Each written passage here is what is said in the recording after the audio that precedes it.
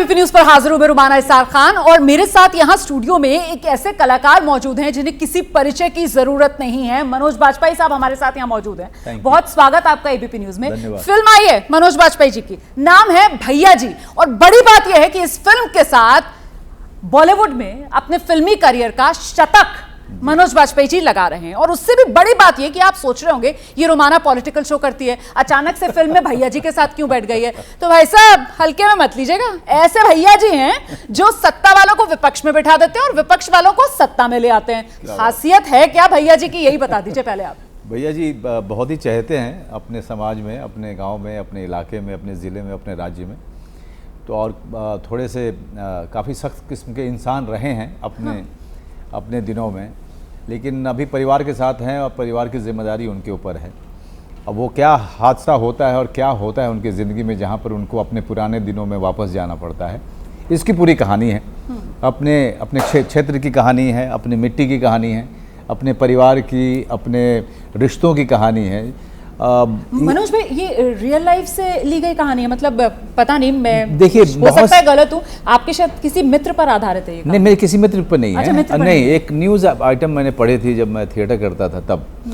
तो वो news item मेरे दिमाग में रह गई थी कि कैसे एक लड़का जो यहाँ पढ़ता था और कैसे वो गाँव गया, यूपीएससी की तैयारी कर रहा था वो, उसके फादर का कत्ल हो गया था।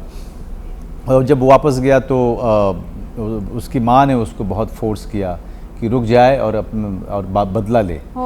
और उसके बाद कैसे उसकी ज़िंदगी बदल गई, कहाँ एक व्यक्ति जो उसका भविष्य कहीं और देख रहा था और उसके बाद एकदम पाताल में उसकी ज़िंदगी चली गई। ये कहानी थी मेरे पास में। और ये डायरेक्टर जो इतना यंग है, इसने बंदा की थी मेरे साथ में, अपूर्व सिंकार की। क्या शानदार मूवी। हाँ, बहुत अच्छी फिल्म बनाई। और वो फिल्म, वो कहानी सुनने के बाद उसने कहा कि सर मुझे मेन स्ट्रीम फिल्म इस पे बनानी है, मेरी बहुत इच्छा है। नहीं तो आपने उसको ये कहानी बताई कि आपके मन में ये कहानी। मेरे मन में कहानी है, मैं ऐसे ही मैं बाउंस अप कर रहा था बंदा की शूटिंग के दौरान में। हम लोग गप वगैरह मारते हैं ना, तो इसमें मैंने उसको कहानी बताई कि यार इस पर मुझे एक फिल्म बनानी है अपने तरीके की, इसमें बदले का जो भावना है मुझे उसको एक्सप्लोर करना है। तो उसने कहा सर ये सब छोड़ो सर, मुझे दे दो, मैं मेन स्ट्रीम फिल्म बनाना चाहता हूँ। मैं बड़ा हुआ हूँ तेलुगु तमिल कमर्शियल फिल्मों को देख करके, और मुझे लगता है कि इस कहानी के साथ मैं बवाल काट दूँ। क्योंकि मैंने उसको हाँ बोल दी थी, तो तीनों प्रोड्यूसर्स में किसी ने जो है उस पर कभी एतराज़ नहीं किया, रादर उन्होंने बाकायदा सपोर्ट किया इस विजन को, क्योंकि ये मैं पहली बार कर रहा था। तो आप तो बड़े मेथड एक्टर आपको कहा जाएगा, है ना। तो इस रोल को आपने कैसे अप्रोच किया, और वो भी तब जबकि आप गैंगस्टर तो मतलब वो सत्या वाला है ना, और गैंगस्टर तो मतलब वो अब गैंग्स ऑफ वासेपुर वाला। तो ये वाला जो गैंगस्टर है भैया जी जो है, भैया जी गैंगस्टर नहीं है, भैया जी बड़े इज्जत वाले आदमी हैं। और इनका पूरा तरीका अलग, वैल्यूज वाले हैं, काफ़ी इंटेग्रिटी है समाज में, मतलब परिवार वाला आदमी है, परिवार वाला आदमी है। लेकिन इसको करने के लिए वो सवाल अच्छा था आपका। देखिए जैसा मैंने कहा कि सारी रियलिस्टिक है, परफॉर्मेंसेस सारी रियलिस्टिक है, लेकिन उसको शूट करना और उसका एक्शन, ये हमने पूरे तरीके से मेन स्ट्रीम का तरीका अपनाया। इसको करने के लिए दोनों को मिलाने की कोशिश की है। फिल्म बहुत अच्छी बन पड़ी है, लेकिन अब आप लोगों को देख के डिसाइड करनी पड़ेगी। मैं आगे बढ़ूं, लेकिन उससे पहले जो हमारी प्रोड्यूसर है, नई लड़की है, बहुत यंग, उसका नाम है सिद्धि। उसने मुझे कहा था मैम एक सवाल मेरी तरफ से आप जरूर पूछना। और वो सवाल ये कि मनोज बाजपेयी जब कोई रोल करते हैं तो बहुत ही रियलिस्टिक अंदाज में करते हैं। फैमिली मैन उसके दिमाग में छाया हुआ था। उसने कहा वो नॉर्मल मिडिल क्लास वाले एक एक्टर का रोल, मतलब भूमिका निभा रहे हैं एक शख्स की, लेकिन जब गुस्सा आता है उस आदमी को तो वो गाली बक रहा है और मतलब एकदम से वायलेंट हो रहा है। तो असल जिंदगी में भी मतलब आपको देखकर हम लोगों को ऐसे ही लगता है कि आप असल जिंदगी में बड़े साधारण से टिपिकल हम जैसे ही। नहीं, मैं गुस्सा उसी तरह का आता है जैसे आपको आता होगा, या जैसे किसी भी कैमरामैन जो यहाँ बैठे हुए हैं, ये सारे भाइयों को आता होगा। अब गुस्सा एक इमोशन है जो सबको आता है, लेकिन जिंदगी में गुस्सा आता है मनोज बाजपेयी? हाँ, मैं आता है, लेकिन मेरा गुस्सा ऐसा नहीं होता कि कोई उससे तबाह हो जाए ख़त्म हो जाए, किसी का कत्ल हो जाए। मेरा उस तरह का गुस्सा नहीं है। आम जो सारे लोगों को आता है उस तरह का ही गुस्सा आता है। अब लोग रोते भी हैं, मुझे भी रोना आता है, गुस्से में रोना आता है, फ्रस्ट्रेशन। मतलब गुस्सा जो है एक भाव है, तो वो उस भाव से जुड़े हुए हम सब लोग हैं। जी 100वीं फिल्म है अपने करियर के इस पड़ाव में आकर आप खुद को किस पोजीशन पे पाते हैं? कंफर्टेबल पोजीशन है कि जो चाहते हैं वो कर पा रहे हैं? अभी सबसे अच्छी बात क्या है कि जो मेरे पास चॉइसेस हैं वो बहुत अच्छी हैं, बहुत अच्छी चॉइसेस हैं। मतलब सामने मेरे 4 फिल्में हैं जो मैंने महीने में अगर मैंने पढ़ा तो मान लीजिए 7 पढ़ी मैंने, 8 पढ़ी, लेकिन आधी से ज़्यादा जो है बहुत अच्छी फिल्में हैं। अब मेरे ऊपर जिम्मेदारी आती है कि मैं किसको चूज़ करूं। तो वहाँ पे चुनना, अच्छे में बहुत अच्छा चुनना या अच्छे में कोई ऐसा चुनना जो अनोखा हो, जिससे ऑडियंस को एक नया एक्सपीरियंस होगा, वो एक जिम्मेदारी है जो इस समय आ गई है मेरे ऊपर में। अभी देखिए, फैमिली मैन की बात करूं तो उसके साथ अच्छा क्या हुआ कि उसके कारण सारे परिवार जुड़ गए मुझसे। नॉर्थ से लेके साउथ तक, ईस्ट से लेके वेस्ट तक, कहीं भी जाता हूँ हर व्यक्ति ने, हर बच्चे ने, हर माँ ने, हर बाप ने फैमिली मैन देखी हुई है। तो फैमिली मैन एक ऐसा काम है जिसने मुझे पूरे हिंदुस्तान से जोड़ा है। तो आई थिंक फैमिली मैन, ये शायद सबसे बड़ी भूख होती है एक एक्टर की कि उसको वो पहचान मिले, वो लोकप्रियता मिले, वो जो उसने काम किया वो घर घर पहुंचे। काम जो है घर घर तक पहुंचे। ये मेरी जिद रही है हमेशा से कि मेरा काम हर किसी तक पहुंचे, चाहे छोटी फिल्म ही क्यों ना हो, लेकिन वो हर देखे तो सही, पहले देखे फिर अपनी राय बनाए, लेकिन जब वो पहुंच ही नहीं पाती है तब दुख होता है कि यार प्रोड्यूसर हमारा चूक गया यहाँ पे। तो मनोज भाई, कोई ऐसी फिल्म जो आपको लगता है कि वो मेरी शानदार फिल्म है लेकिन रोमाना वो इतना लोकप्रिय नहीं हो पाई या लोगों तक उतना पहुंच नहीं पाई? ये है जैसे गली गुलियाँ हैं। हाँ। वो प्राइम वीडियो पे है, लोग देख सकते हैं। वो मैं मतलब ऐसा काम है जहाँ पे मैं खो गया था उसको करते करते। अच्छा। एक फिल्म है बुधिया सिंह जो कि ट्रू स्टोरी पे है। उड़ीसा का जो 5 साल का बच्चा जो मैराथन दौड़ा था, हाँ उसके कोच की भूमिका मैंने निभाई थी। वो नेटफ्लिक्स पे है। तो ये 2-3 काम हैं जो लोग देख सकते हैं जा करके। और आजकल तो OTT का ज़माना है, तो आप सारे अच्छे काम जो हमने किए हुए हैं उसको खोज सकते हैं, आप देख सकते हैं। एक बात तो ज़रूर है जो मैं गर्व से कहता हूँ कि 100 प्रोजेक्ट जो मैंने किए हैं उसमें से कम 95 तो आप कभी भी देख सकते हैं। क्या बात। आपको मेरा काम चाहे जो भी लगे, लेकिन फिल्में बहुत ही कमाल की, मैं उसका हिस्सा रहा।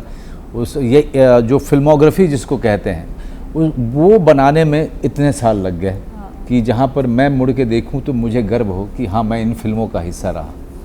ये एक मशक्क़त ही, एक कोशिश हमेशा रही। चुनावी माहौल में बैठे हुए हैं। जी। और कई बार ये सवाल आता है, पता नहीं कहाँ से आ जाता है कि मनोज वाजपेयी चुनाव लड़ने वाले हैं, सूत्र बता रहे हैं मनोज वाजपेयी। मैं इतना तंग होता हूँ ना, इतना मुझसे पलट के मत पूछिएगा कि कौन सूत्र है तुम्हारे। मतलब नहीं, सूत्र नहीं, उसका तो सीधा विक्टिम मैं होता हूँ ना। हाँ। क्योंकि मेरे पास में मेरे डिस्ट्रिक्ट टाउन के सारे दोस्तों के फ़ोन आने शुरू हो जाते हैं। हाँ।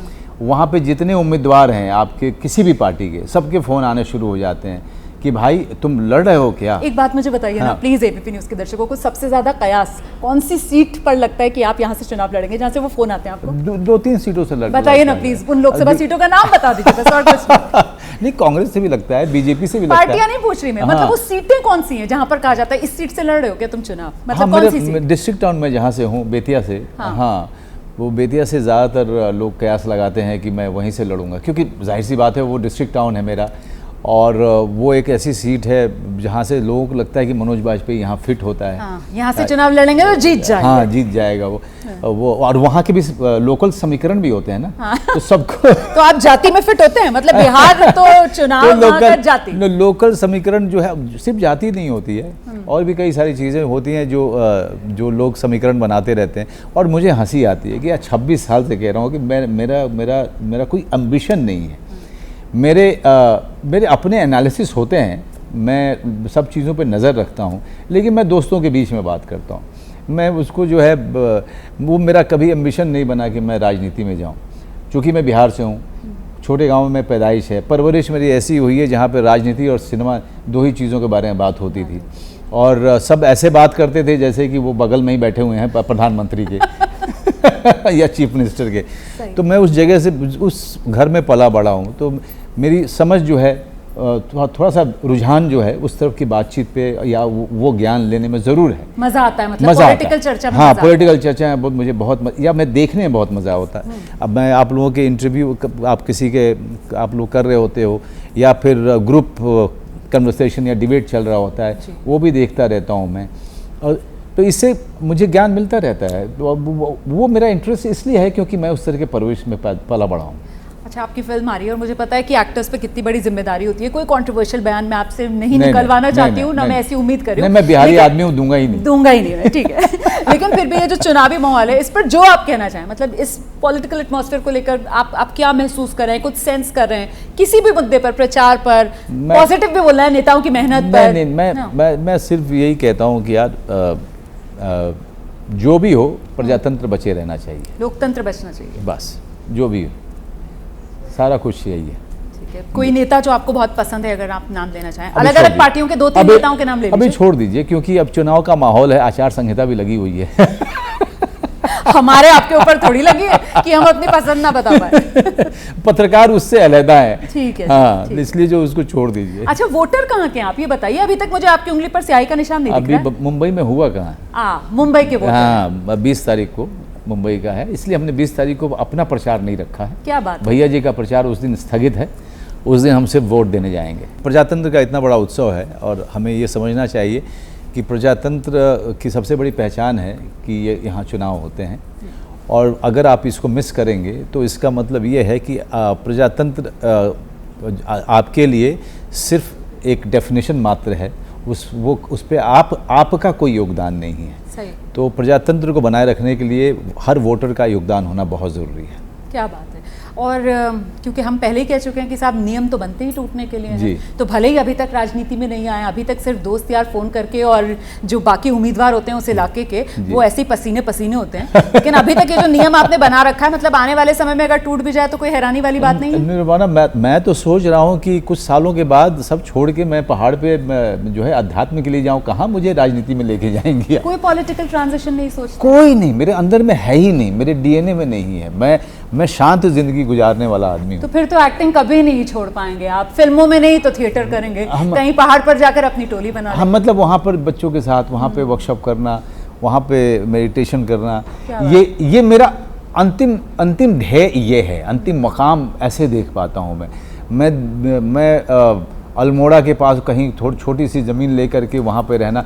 मैं ज़्यादातर जब सोचता हूँ तो मेरे दिमाग में यही आता, क्योंकि मैं गाँव का आदमी हूँ। देखिए, गांव के लोग और पहाड़ के लोग ये ज़्यादा समय तक शहरों में नहीं रह सकते, ये आप मान लीजिए। गांव का आदमी और पहाड़ का आदमी वो सबसे ज़्यादा नाखुश होता है अर्बन सिटी में, लेकिन वो काम के लिए है वहाँ पे, वो पूरी तरीके से जम नहीं गया है, स्थापित नहीं हो गया है। बहुत शुक्रिया मनोज भाई, एबीपी न्यूज़ पर आप आए और बहुत बहुत शुभकामनाएं। आपसे बात करके बहुत मजा आया। दर्शकों से हम तो यही कहेंगे कि 24 मई वो तारीख है जब ये फिल्म भैया जी, जो पूरी तरीके से मसालेदार फिल्म है, जोरदार धमाकेदार फिल्म, आपका इंतजार करेगी थिएटर्स में। जरूर जाइएगा और इस फिल्म का लुत्फ उठाइएगा, क्योंकि सबसे बड़ी यूएसपी इस फिल्म की, जाहिर सी बात है, मनोज बाजपेयी होंगे और उनका शानदार अभिनय होगा।